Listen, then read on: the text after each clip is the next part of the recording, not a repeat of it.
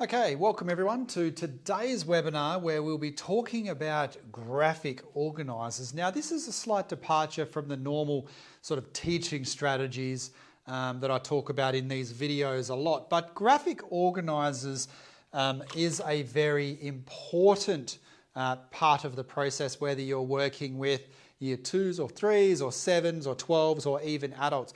Graphic organisers, as the name I guess shows, they are graphic, as in they're graphically representations of information, and it helps students to organise the new information and concepts and processes and ideas and things like that as they are learning it. So it gives them a way of managing the complex series of new information and learnings that are coming into their brain, that in a way that makes sense, and that is organised and structured. Now, you will have seen there are lots of different types of graphic organisers, and just quickly, there is another very similar type called an advanced organiser, which is a type of graphic organiser. So if you do see that term, effectively they're basically the same thing, except for ultimately an advanced organiser is something that the student will be doing in advance of an actual activity. So they'll be given like a KWL chart, which I'll go through in a minute, which is probably one of the most famous graphic organisers. That's actually an advanced organiser because students will be given this chart at the start of a lesson or the start of a week, and they will use it as they learn and acquire new information and new skills and knowledge, and so on and so forth. So that's the main difference there. I wouldn't be too concerned about that, except for just be aware of it. Now, so we'll start with the KWL chart there. This is a very common one that teachers use, teacher aides, trainers, those who work in the corporate sector, with students of almost all ages, maybe not year 1s or 2s or something like that, but a lot of, the majority of students will use KWL charts at some point throughout the year. And it's very simple, it's very easy to remember. You can just get students to scribble it on a piece of paper, almost just as I did, or you can make it on a worksheet and hand it out, print it out. That's another way to do it. And you can make it even more complicated if you want to add different things in there, like sentence starters or whatnot. But basically, goes on a piece of paper like that, and you'll have the KWL across the top. Now, normally you won't actually write KWL unless you're using this all the time with students and they'll know what it means. But normally you'll actually write in the little bits. I only just put that in there so that you can see, from on the camera. But K generally stands for, well, not generally stands for, it does stand for it, for the word know, K-N-O-W. So what I know. Now, quite often you'll take that sentence there and actually write that in there. So that'll be, and you'll just highlight that bit there or just be bolded or whatnot. And then you've got the W. Now, the W stands for, where can I write this so it makes sense? Let's try here. What I want to know. What I want to know, and then so that's the W there. Obviously, it will all go in that box. And L stands for learned. So what did I learn? So what did I learn? Was that a question mark to make it grammatically correct? So that's your KWL chart. Very, very simple, very commonly used. It's used all over the world. And I thoroughly recommend adding this to your teaching repertoire if you haven't already. And basically how this works is, let's say students are studying, they're in an English class and they're learning how to do some type of critical literacy task, like, I don't know, they're talking about camera angles in a movie and how that affects power relationships or something like that. You would have this bit at the start. Actually, no, let's do something a lot more simple. Let's say we're researching farming. At the very start here, we will have K, what do I know? And you'll get students, either as a class or in small groups, they might write a bunch of stuff down the side. So what do they know about farming? that you would like them to, or that they already know, what's in their existing knowledge. So you haven't taught them anything whatsoever about that particular topic. So this is just a bit of a brainstorm. Now, you can go through that as a whole of class or group activity and teach students and sort of try and tease that information out, or you can simply let them go through it in pairs. If it's the first time they've done this, you might want to do it as a class basis, and students can, whole of class basis, and students can put their hands up and you can ask them to write different things in and so forth.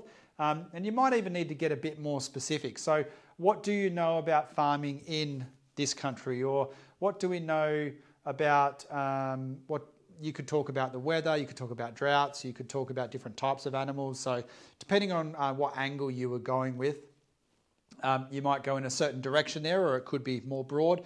Bearing in mind that the more broad you make it, the actual more difficult you make it at the same time. But point is, even though I'm probably using a horrible example here, that K stands for what I already know. So students are writing in about a particular topic, and that might be 5, 6 things. It doesn't, and nothing even complicated there. It may be 2 things, maybe probably not 10 things, but maybe. The second section there, what I want to know. The teacher will probably help direct this as well. And the purpose of this is as they're going through and interacting with some different texts. So say on farming, you're then going to show them some articles, or they're going to watch a documentary, right? So say they're going to watch a documentary on farming. Here, there is some information that you will want them to know as the teacher or teacher aide or trainer or whatever. And there's information that they, you will want them to know because you're kind of directing it a little bit. So these are your goals, but you're trying to get students to articulate that in their own way, so that then when they come over here to the learn section and they have to write down that information as they learn it, or new bits of information as they learn it, they write it down here. So it's kind of important to get, even though you're directing it, you do want students to put things in their own words, because this is called active learning, or helps with active learning anyway. So, and what that means is that it gives students a direction. So if they're watching a documentary, they're sitting there and they're thinking about and searching for specific bits of information, normally related to this, sometimes related to that, but normally related to that. And then they can also add in some factoids here that are just, or bits of information that are relevant, or that they think is relevant, or that they think is important. So that's active learning. Now, the best way to explain active learning is if you've ever read a couple of pages in a book or whatever, and then at the end of it thought, well, I don't remember any of that whatsoever, that means that you've passively read that text. So you've read each individual word, but you haven't actually taken what those words mean as a whole, or what the sentences mean as a whole, how they connect to the next sentence and so on, and imagined that and visualized that and moved it to that part of the brain that is able to more so make sense of all those little bits of information when put together as a whole. So when you put it all together as a whole, then you're more so active learning, or in that case, we call that active reading. And one of the best ways to go about doing that so that things make more sense is to direct students' attention in certain ways. So you direct them, in this case, they're searching for these bits of information as they are going through and watching that documentary. Because if they just watch the documentary, they will start passively watching it and they probably won't remember a huge amount, as compared to if they've got specific things that they need to look for. So try and get students to list those as much as possible, but you're going to have to direct them in some way. And as with any of these activities, the more you get students to do them, the better they're going to get at them. So the first time you do this, it may take 10 minutes to do, 20 minutes to do this thing, 20 minutes to do this thing. That might be pretty much the lesson. But then other times, once you get better at it, they'll be able to do this quite quickly. Now, this is also something of a metacognitive skill, so you will want to teach students to be able to do this on their own without your help. If they decide that they want to learn about computer viruses, they can go off and learn about computer viruses by thinking of it in terms of a KWL chart. That doesn't mean that they'll necessarily draw one, but they are thinking about what I know and what I'd like to know. And as I'm reading this blog about computer viruses, I know what I already know, which means I don't have to concentrate too hard on those sections. But these are the 3 specific things that I am looking for. So they're self-directing, their active learning approach to the way in which they're going through that particular task to try and meet those goals without the help and structure of an actual teacher over the top of their shoulders. And ultimately, we want students to be able to learn independently and to be self-directed learners. That's kind of the gold standard of any program or any teaching strategy or philosophy, is to turn students into self-directed learners. So because we can't be there as teachers over their shoulders constantly, and certainly students will want to go off in a direction and learn things at home or when they finish their education that is well beyond our area of expertise anyway. So, and of course, when you do teach these types of things, they can then apply it in lots of different areas. One of the other graphic organisers that are really common is the whole Venn diagram thing. I've used them to death. There's lots of different types of Venn diagrams, and you can make them, as complicated as you want to make them. But basically, once you get the basics right, they all mean pretty much exactly the same thing. They just take a little more effort to interpret. But Venn diagrams, don't really, are pretty simple. I mean, you can start, the maths teachers amongst us will know that you can start doing probability type stuff there. But generally speaking, once you have the basics down pat, it's pretty easy for kids to then move to the next level and start doing more complicated ones like that. Okay, so what's the next one? Let's do a Gantt chart. I can never... I'm thinking that doesn't have a H in it. Excuse me if I spelt that wrong. I think it's G-A-N-T-T. Probably be a bit weird if I jumped on my phone and Googled that about now, I'd say. So I'm going with G-A-N-T-T, Gantt chart. Now, a Gantt chart is just another graphic organisers that you may or may not have come across, but basically it's the idea, and this is just to give you a different one for, let's not do that.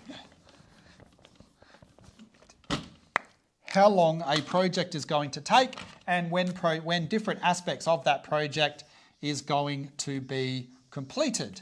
So I just want to do a simple version here, and I'm going to do, let's assuming you're doing, I don't know, a house renovation or something.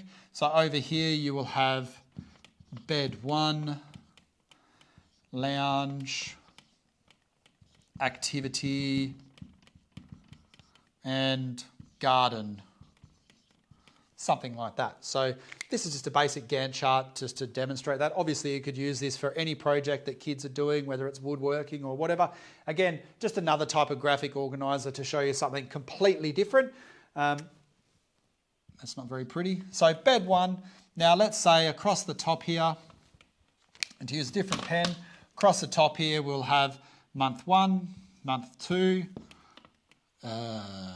month 3, month 4, month 5, month 6, month 7. So that could be January, February, March or whatever. So bed 1 is going to be finished here at the end of month 3. The lounge is going to be finished here at the end of month 4, like that, and so on. And the activity is going to be finished at the same time. And in actual fact, what you can do with these is start at different points as well. So let's take that activity. Let's say you don't start the activity till there. So that one can go like that. Type of thing. And then that one, the garden, you're not going to start that till the very end. So that one will go there like that. And you can make them really colourful and different things. And this is actually a very simple... Gantt charts are actually really easy to teach kids too. So... Okay, so that's the basics of a Gantt chart. Nothing special there. Just another graphic organiser for those that, if you've done any business courses or whatnot, you will have come across plenty of those. Ones that you will, another sort of related one is called an Ishikawa diagram, or I think it's called a fishbone diagram. So I'll just quickly show you that one. So that's another businessy type one. But again, kids actually love learning these things because they're real. Which way do you do it? Do you do it this way? Okay, so you can see why how that's a fishbone, and you can quite often draw, and it sort of goes in this direction, and then at the end there you've got defect. So that's a defect to a product or service or a problem or something. And you can use these if you're teaching sport, woodwork, a whole range of different things, accounting, business courses, any of that kind of stuff. And you can draw a fish around the outside, which I won't do because I'm a horrible drawer. Now, up the side, you can do, basically, this is the process of producing a product. It kind of goes in that direction like that, right? And that's the end product there, that's the start. And as that product is being produced, whatever it is, you've got various different inputs, and you can do this in different ways. A common one is people, materials, process, and I can't think of the other one, but I mean, there's various different things and lots of different ways that you can do this. Now, here you will have different types of people who are involved in the process, who are involved in making it, different products that are involved, and different processes that are involved. And over here, yeah, honestly, I just can't think of another one to go there. Right? Let's say that's marketing. No, let's call that knowledge, IP. Let's call that IP. So that's our IP, that's our knowledge and our systems and all that kind of stuff, and our designs and everything. So you'll have various different inputs there, and at some point one of these will go wrong, which will end up causing that issue at the very end. So anyway, that's just a quick example of a Ishikawa, as they call it, an Ishikawa diagram. Okay, cool. So a more common one that high school students really like is called a mind map. So I'm just going to go through probably this and maybe one other. There's another one similar to a mind map called a concept map. Slightly different. So mind maps are usually got to do with, mind maps has normally got to do with personal development and spiritual development and sort of what I would like to achieve over the next 5 years and those kind of things. And they usually are quite pretty, so you can decorate them, and students make them on big A3 pieces of paper and hang them around the room. So you might call it My Future, say, and then around that you've got various different things. And then let's just do this one over here. It may be that they want to be an engineer, you know, and so on and so forth. So you can put different goals. It could be a 5-year goal, or it could be, you know, they over here they might write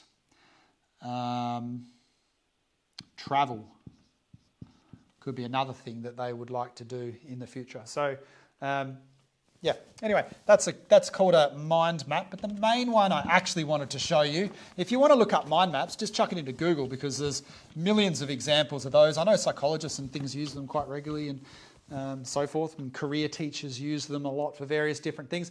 The main one I wanted to show you was a concept map, because this one is really good for helping students organise different bits of information, particularly when it's more complex type stuff. So a concept map, again, normally starts with a central idea of some description. So it might be, say, animals. And this one isn't really going to be complicated, but we'll see where we go with it. And from there might be, say, all these different types of animals. And let's say we do it by continent, right? So we go, let's use a different colour. Let's say we do Australia. And then let's say over here we do New Zealand. And then we do America. And then here we do Japan. And I'm just sort of making this up. Again, whenever I use these examples on video, they're usually the worst possible example I could think of, but it serves its point, I think, anyway. And we'll do Antarctica over there. Okay, so now from here, with these concept maps, it's also a case of we're trying to join various different things together. So that's where the concept map comes into its own, because let's say, for example, we're doing something along the lines of, well, what type of animals join together here and are shared between Australia and New Zealand. So that's where we start to join them together. And let's say over here we've got, I don't know, great white shark. Okay, so in that case, we've started to join together. Maybe this has got something to do with, instead of animals, maybe it's got something to do with sharks, let's say. To make life a little bit easier for me. So now, the other thing we're doing here is Antarctica might connect over here, but let's say in Antarctica we've got some type of whale. Let's go humpback. Is it back? Just normal back? Whale. Now that also connects to here, which also connects to here. So again, a horrific example. I apologise for that. But you sort of get the idea that with a concept map, you're joining different aspects together with each other. And they can work really well in, say, history classes, biology classes, anywhere where you're showing the relationships between different things. Very similar to a Venn diagram in a sense. And as students start learning about, say, sharks in general, and then they start learning about sharks in Australian waters, and then New Zealand or America or whatever, and then they can start joining the different dots together. And those concept maps, again, just Google it and you'll see some really good, colourful, bright example. But students can learn to start putting them together themselves, particularly with a little bit of teacher help. Obviously not my help, because it's not something that I've done particularly well in this example, but students can learn to start putting concepts together and to be able to see the different relationships between the different aspects of them from a more broader top-down sense. Because if they were looking at, say you wrote an essay on this, or they were doing research on this particular topic, you know, sharks from around the world or something, then it may be hard for them to see where the relationships are between those various different aspects. So being able to use some type of graphic organiser might be very useful. So anyway, that's my take on graphic organisers and advanced organisers. And I hope that helps you, and I hope that all makes sense, and good luck.